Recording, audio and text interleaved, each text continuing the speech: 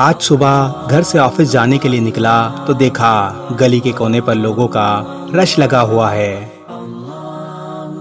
قریب جا کر دیکھا تو ایک قربانی کا جانور زمین پر پڑا ہوا تھا۔ تمام لوگ اس کے ارد گرد جمع تھے۔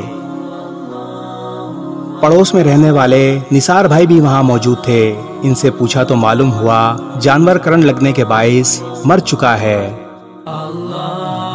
اکثر و بیشتر دیکھا گیا ہے لوگ قربانی کے جانور کو گلی گلی لیے گھومتے ہیں اور ہر طرف سے ایک ہی آواز آتی ہے، بھائی کتنے کا لیا؟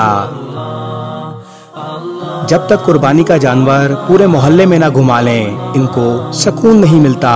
ایسے تمام بھائیوں سے میری گزارش ہے، خدارا قربانی کریں، نمود و نمائش نہ کریں۔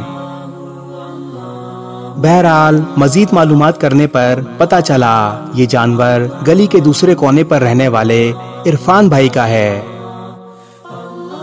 عرفان بھائی بھی وہاں موجود تھے۔ ان سے بات چیت کی تو معلوم ہوا ایک ہفتے قبل ہی یہ جانور قربانی کے لیے 1,30,000 کا لائے تھے۔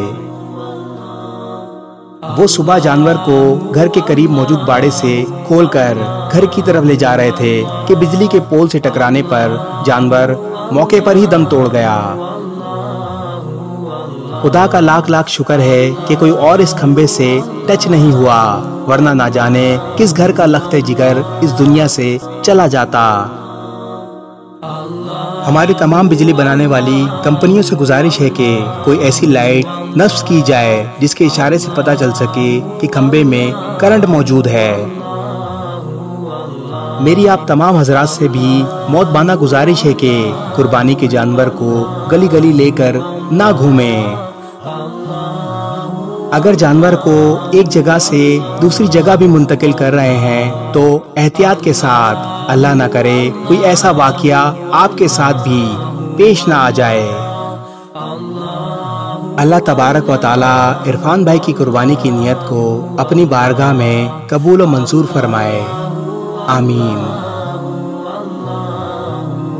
اس ویڈیو کو شیئر ضرور کریں، ہو سکتا ہے آپ کے ایک شیئر سے یہ بات کسی کے دل میں اتر جائے۔